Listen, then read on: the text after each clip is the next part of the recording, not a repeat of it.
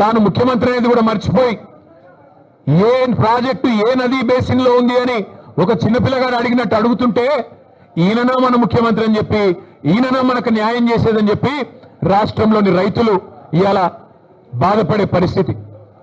వాస్తవం ఒకటి మాత్రం, నీళ్లు, నిధులు, నియామకాలు, ఇది ఆనాడు కేసీఆర్ గారు, తెలంగాణ ఉద్యమకారులు జయశంకర్ గారు, ఇంకా తెలంగాణ బిడ్డలు ఆనాడు తెలంగాణ ఉద్యమానికి ఇచ్చిన శీర్షిక నీళ్లు, నిధులు, నియామకాలు. ఇవాళ రేవంత్ రెడ్డి గారు కూడా అదే పాటిస్తున్నారు. నీళ్లు, నిధులు, నియామకాలు. నీళ్ళేమో ఆయన గురువు గారు చంద్రబాబు గారికి కృష్ణా నీళ్లను, గోదావరి నీళ్లను తెలంగాణ రైతులకు సున్నం పెడుతూ, తెలంగాణ రైతుకు మోసం చేస్తూ అక్కడ కింద గోదావరిలో బనకచెర్ల కడుతుంటే దానికి పచ్చజెండా ఊపుతాడు.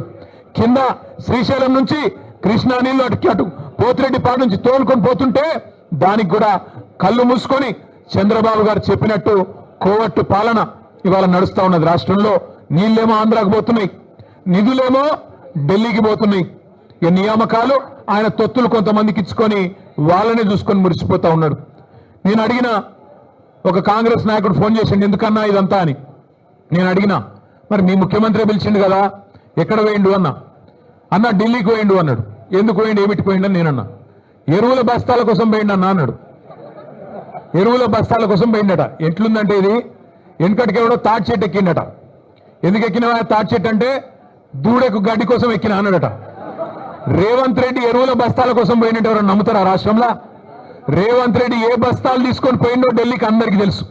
రేవంత్ రెడ్డి వాళ్ళ ఢిల్లీ బాసులకు, కేంద్రంలో ఉండే పెద్దలకు ఏ బస్తాలు మోస్తాడో, ఏ బస్తాలు మోసి ఇవాళ ఆ పదవి కాపాడుకుంటున్నాడో రాష్ట్రంలో చిన్నపిల్లలకు కూడా తెలుసు. మనోళ్ళు సోషల్ మీడియాలో మా తమ్ముళ్ళు చెల్లెళ్ళు మంచిగా ముద్దు పేరు పెట్టిండ్రు. పే సీఎం అంటే పేమెంట్ కోటాలో తెచ్చుకున్న సీఎం పదవిని ఎప్పటికప్పుడు పేమెంట్లు ఇచ్చుకుంటూ కాపాడుకునే బాప తప్ప నీకు రాష్ట్రంలో రైతుల మీద ప్రేమ లేదు, రాష్ట్రంలో గిరిజనుల మీద ప్రేమ లేదు, దళితుల మీద ప్రేమ లేదు, 42% రిజర్వేషన్ ఇస్తానని నువ్వు మోసం చేసిన బలహీన వర్గాల బిడ్డల మీద ప్రేమ లేదు, 2500 రూపాయలు ఇస్తానని నువ్వు మోసం చేసిన ఆడబిడ్డల మీద కనీస గౌరవం లేదు. ఇట్లా చెప్పుకుంటూ పోతే ఒక్కటంటే ఒక్క విషయంలో కూడా ఈ ముఖ్యమంత్రి గారు ఇప్పటివరకు సఫలం కాలేదు. ఆయన వచ్చినా రాకపోయినా నేను మొత్తం లెక్క తీసుకొని వచ్చిన రాష్ట్రంలో మొన్న వేసిన రైతు బంధు అయిపోయింది మొత్తం వేసేసినామని చెప్పిన రైతు బంధు దానిలో డొల్లతనం కూడా ఆయనకు చెప్దామని వచ్చిన. స్వయంగా రేవంత్ రెడ్డి నియోజకవర్గం కొడంగల్లో, స్వయంగా ముఖ్యమంత్రి ప్రాతినిధ్యం వహిస్తున్న కొడంగల్ నియోజకవర్గంలో ఇగో రైతు బంధు రాని రైతుల సంఖ్య, మొన్న వేసిన రైతు బంధు 670 మంది రైతుల పేర్లు, వివరాలు, అడ్రస్లు, ఫోన్ నంబర్లతో సహా తీసుకొని మరీ వచ్చిన.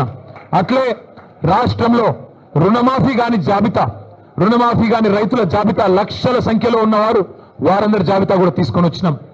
అట్లాగే ఈ రాష్ట్రంలో ఈ ప్రభుత్వం వచ్చిన తర్వాత, రేవంత్ రెడ్డి గారి ప్రభుత్వం వచ్చిన తర్వాత మరణించిన, బలవన్ మరణాలకు పాల్పడ్డ 600 మంది రైతుల లిస్టుతో సహా తీసుకొని వచ్చినాం. అట్లాగే ఈ రాష్ట్రంలో బోనస్ రాక పంటలు అమ్ముకునే దిక్కులేక, ప్రభుత్వం కొనక మిల్లర్లకు అమ్ముకొని నష్టపోయిన రైతుల జాబితా కూడా మీరు ఏమంటే ఇవ్వడానికి సిద్ధంగా ఉన్నాం. ఇవాళ రాష్ట్రంలో ఎరువుల కొరత రైతులను సతమతం చేస్తున్నది.